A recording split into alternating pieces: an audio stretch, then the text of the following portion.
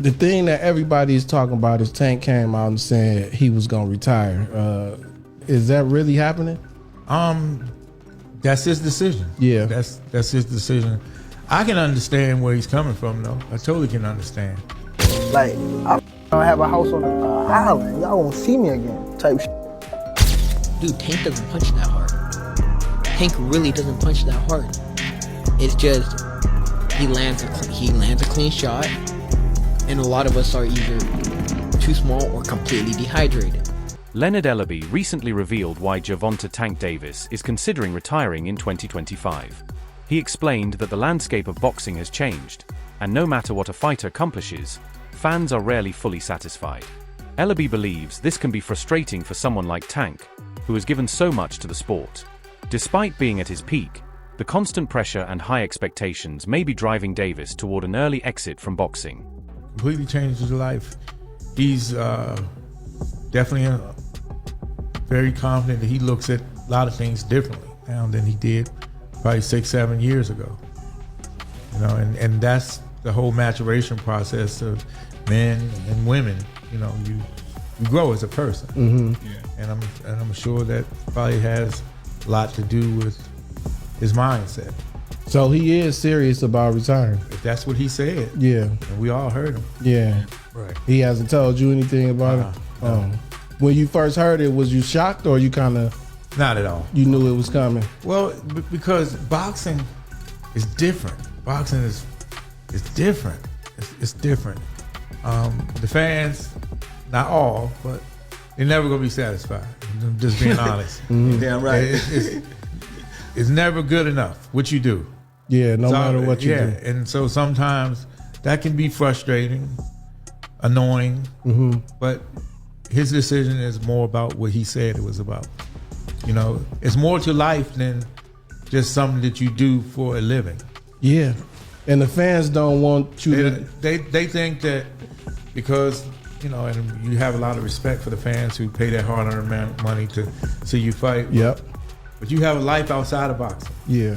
Gervonta Davis had previously announced his plan to retire from boxing by the end of 2025.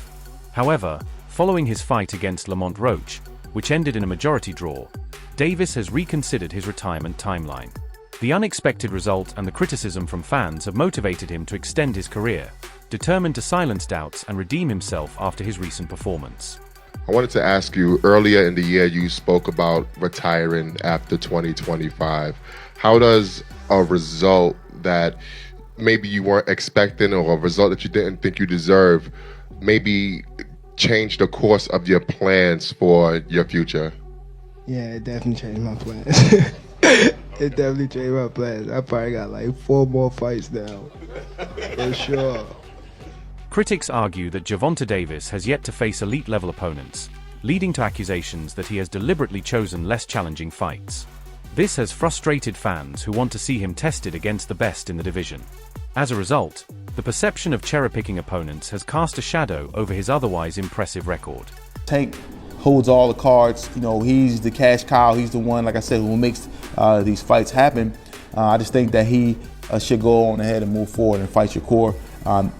And put that Lamont Roach fight on hold. That fight will be there. Lamont Roach is not going anywhere. Lamont Roach now has a lot of fame, a lot of notoriety after this fight. In my opinion, I think that Tank should just move on, go forward, and fight Shakur Stevenson and give the fans what they want to see. Shakur Stevenson, the WBC lightweight champion, has voiced his frustration over the stalled negotiations for a fight with Gervonta Davis.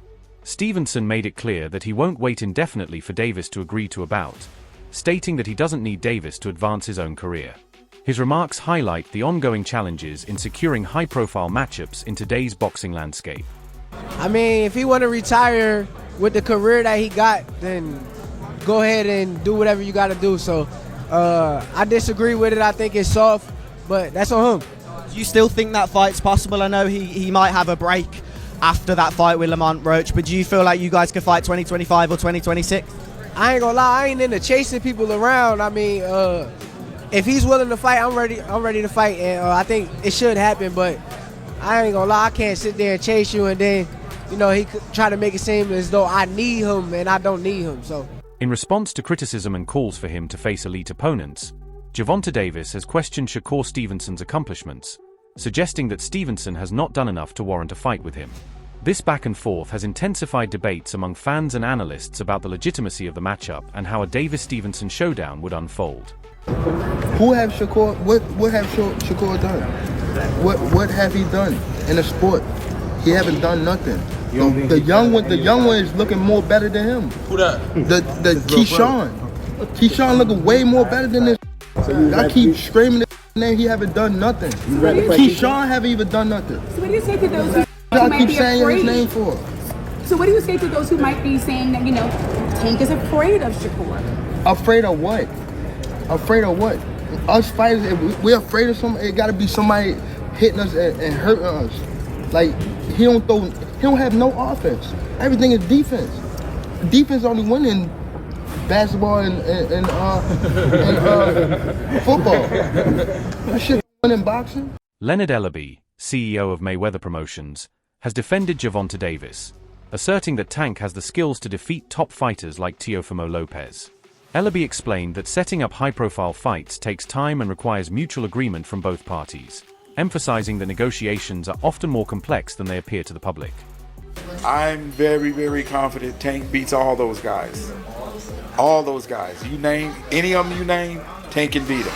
Where would a fight with like a Devin Haney or a Teofimo Lopez sort of sit on the grand scheme of his schedule? I don't think that you can put a timeline on that kind of stuff because the big fights happen when they really make sense for both sides. And, I know the fans get a little impatient at times, and that's understandable because they don't really understand how the business goes.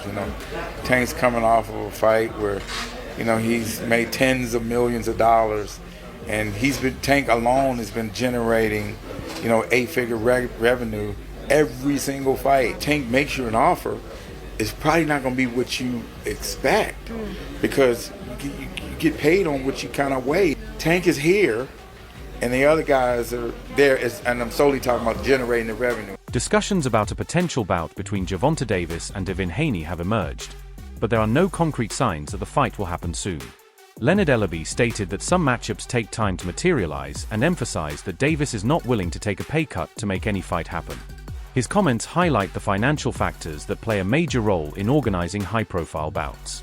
Was there any talks at all with Team Haney after both of their last fights in April and May? Just because after both of their fights, their schedules were cleared and they're the two top lightweights. And as I would say, some of those fights aren't ready at the moment. That's the best way to put it. Some of those fights aren't ready at the moment. And I think you can read between the lines. And one thing I do know, Tank Davis is not going to be taking no pay cut to do anything. He's the boss. So, again, is that all those guys are terrific fighters. I ain't got to call their names. They all are terrific fighters. They fight their behind off. But at the end of the day, Tank's that dude. Gervonta Davis has openly expressed his intention to retire, citing his dissatisfaction with various aspects of the sport. He has even described boxing as garbage and expressed a desire to step away from the limelight to focus on personal endeavors and spending time with his family. His remarks highlight the mental and emotional toll that professional boxing can have on athletes. 25 is after next year. I'm out of it. After our second fight? You're out of it? Yeah. Care to elaborate on that? Out of the sport. After our second fight? Nah, no, I'm gonna win, bro. Nah, I could tell you my fights. Beyond his boxing career, Gervonta Davis has shown little interest in mentoring or promoting upcoming fighters. When asked about signing prospects for GTD Promotions, he firmly declined, emphasizing his desire to distance himself from the sport entirely. This stance reinforces his clear intention to disengage from boxing-related activities after retirement. Are you retiring? What trash? What changed? What made this shit trash, garbage? If you got the opportunity to sign a prospect for GTD, who will be? I'm out of it. Gervonta, something should have happened during this time because when I saw you at the Frank Martin press conference, it looked like you were talks about retirement was not even discussed at this moment, and now it's something you keep on repeating. Is it just because obviously what you've done through boxing since you were a kid and everything? Fed up with Where's Calvin Ford? Is Calvin Ford and or Leonard Ellerbe? Usually they're around to. You think you might regain the love for it though? You never know. Like you say, you got to swap today. From the beginning, Gervonta Davis has expressed a desire to lead a secluded life away from public attention. He has mentioned plans to live in isolation, suggesting that he seeks solace and privacy after years in the spotlight. This desire reflects the challenges that come with fame and the longing for a more peaceful existence. How I'm going, I'm trying to get so much out of this shit and get away from it. Like, I have a house on an island, y'all won't see me again, type shit. Like, that's how I'm trying to beat. I'm trying to beat all this shit, type shit. You know what I'm saying? I ain't trying to be around this too much longer. I don't even want the spotlight. Y'all can have it. The aftermath of the Lamont Roach fight saw fans voicing their displeasure, particularly over Gervonta Davis's explanation for taking a knee due to grease in his eyes. Some fans pointed out that female fighters have endured similar situations without resorting to such actions, leading to further criticism and boos directed at Davis during the event. Fight fans listening to the moment, Tank Davis says that grease got into his eye, which made him take that knee in round 9, and then listen in as the fans immediately turn on Tank and start booing him. I have one question for Tank. Tank, we have female boxers. I couldn't find any evidence of them taking a knee. I just got my hair done 2 days ago and she put grease in my shit, so the shit was like, like when you sweating and things like that and the grease come in my face, it burnt my eyes type shit. Damn, why y'all booing like I'm saying bullshit? Like, this is real facts. Gervonta Davis has emphasized the need to focus on himself and explore interests beyond boxing. He has expressed a desire to pursue other endeavors, signaling a shift in priorities as he contemplates life after the sport. This introspection is common among athletes nearing the end of their careers, as they seek new paths beyond competition. So, you see a lot of athletes announce retirement and then come back, or announce retirement and then don't retire. How realistic is this? It's real. Has it changed? Have you been have you had any thoughts like, maybe I was tripping a bit? Yeah. I do be having them thoughts. Yeah. But it's also, too, I want to get myself together, though. Which is much more important. Yeah, I really want to get myself together. Like, not retire, but take a break, But the only thing is, I don't really want to do is, like, other stuff I need to work on, Like, being more there for my kids, going to school, just building myself up as a person, yeah. You know what I mean? As a great human being. That's what I'm focusing on. When asked about fulfilling high-profile fights that fans are eager to see, Gervonta Davis reiterated his intention to retire soon. He emphasized his desire to focus on personal matters, indicating that boxing is no longer his top priority. This stance has left fans and analysts speculating about the legacy he will leave behind. How soon is it going to be before you're done? Because on several occasions, it's almost like you're alluding to, you only have but so many fights left. You're looking to walk away from the game. How close are you to that, being undefeated and unblemished with some big fights out there for you to get? It's close, for sure. It just, I don't know, it's a little draining. I just want to step back for a little bit and just focus on me personally. I feel like I've been doing this for some time now, and I just want to give myself a break and focus on just me as a human being, me as a father, me as a son, and things like that. Rolando Rolly Romero has downplayed Gervonta Davis's punching power, suggesting that his knockout victories are largely the result of facing smaller opponents. Romero's comments add fuel to the ongoing debate about Davis's choice of competition and the legitimacy of his success in the ring. He was getting his ass whooped the whole time until what he says, he said himself he threw a lucky shot. He said he didn't set up, he just threw it. The shot that I threw, it wasn't really hard. I caught him coming in. I knew he was going to come in eventually because he wanted to hit me so hard, and I just got out the way at the same time. And he walked off. He really didn't realize what had happened. You playing a game of chess, right? You're pushing, right? Like, bro, you got this dude checkmated, right? You got him checkmated like 4 or 5 moves, right? You leave your back rank open, boom, and you get backmated, right? There is growing frustration among fans over Gervonta Davis's perceived strategy of selecting less challenging opponents. Once considered the face of boxing, his recent choices have led many to question his legacy. Critics argue that he is avoiding tougher matchups, instead opting to fight competitors from lower weight classes. This pattern has fueled accusations of cherry-picking to protect his undefeated record while steering clear of real risks in the ring. Gervonta Tank Davis, you're supposed to be the face of boxing. Canelo is taking people from other networks and bringing them over to the PBC. It seemed that side of the street shit don't matter when it comes to Canelo. Canelo took Berlanga from the Zone and brought the man over to the PBC.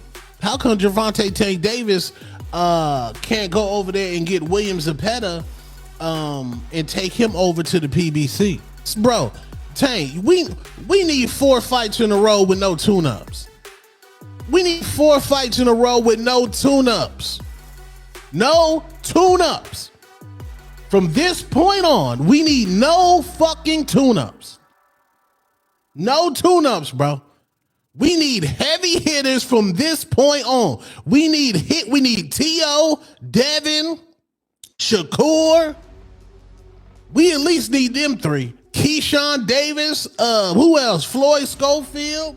Despite his accomplishments, some analysts and fans believe Gervonta Davis' dominance is misleading. They argue that while he has defeated his opponents convincingly, many have been significantly smaller or less skilled.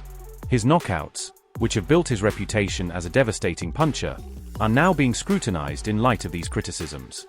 Many question whether he could maintain the same level of dominance against top-tier fighters in his own weight class.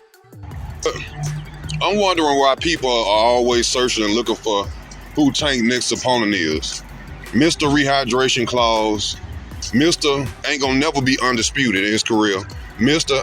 31 and 0 ain't even been unified yet. But y'all out here wondering who Tank gonna fight next. It ain't gonna be nobody with some skills who could possibly beat him, I tell y'all that. Y'all see how they acting about the Teofimo fight. They don't even want to talk about that. They saying nobody can F with Tank. But the people we want to see who can F with Tank, they never make the fight happen. Ain't that crazy? Everybody, when it's time for them to fight a Shakur, a T.O., hell, fight Devin right now. Devin want a big fight. Devin want a title. Come back and get him a belt. Well, that's at 135. But fight Devin at 140. He coming off a loss. He ain't got confidence right now. I don't know why y'all sit up and wait for this boy to cherry pick another opponent, because that's all he do, fight fighters that can't have no chance of. Veteran boxer Gary Russell Jr. has publicly criticized Gervonta Davis, arguing that the new generation of boxing is getting weaker. Russell believes Davis is not facing the best competition available, which he sees as a factor in the sport's decline. He also pointed out that Davis was hit multiple times by Mario Barrios, a fighter he does not consider particularly strong, raising concerns about how Davis' defense will hold up against elite opponents. That Barrios, I don't want to disrespect him, but you know he's definitely a fighter. But shit, I can't really say that because he was beating Tank.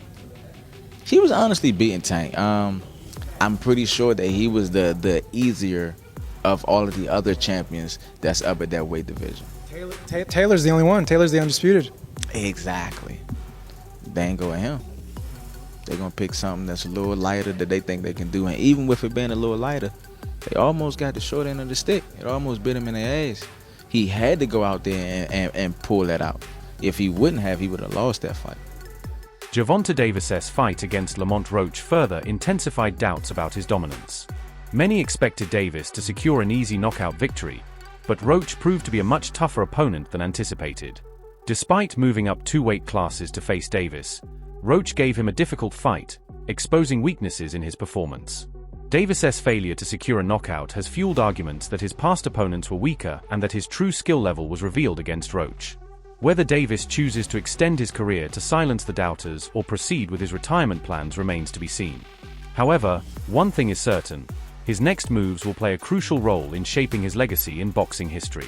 Versus a guy that virtually nobody is asking for him to fight yet again in Lamont Roach. A guy that's moving from 130 to 135. A guy that has a belt at 130, but he still fight Gervonta Tank Davis for his WBA strap that he don't even deserve. But that's neither here nor there. Now, my opinion on this fight, this is another cherry pick. This is just Tank doing Tank things. There's nothing to get mad about. There's nothing to get upset about. We know that Tank is a fraud. That's why I call him Abdul Fraheed. Protected fighters in the sport today. Supposed to be be the new quote-unquote face of boxing. It's supposed to be the cash cow. With so many people clamoring for a fight with Shakur Stevenson, William Zepeda, Teofimo Lopez, Devin Haney, Floyd Schofield Jr., Abdullah Mason. Supposed to be the A side. Your side is supposed to send contracts. Gervonta Tank Davis said, fuck all that. I'm going to fight this guy that nobody want to see me fight. And I'm going to be honest with y'all, man. I am numb to it. I'm not going to get mad. I'm not going to get upset. It is what it is, because at the end of the day, as long as Tank is doing all these live gates, 100K to 300K pay-per-view buys, this man has zero incentive on fighting anybody worthy. That's it for today's video. Stay tuned for more updates. Until next time, this is Knockout Chronicles, signing off. Don't forget to like, share, and subscribe to stay updated with the latest in boxing. Fire boxing glove.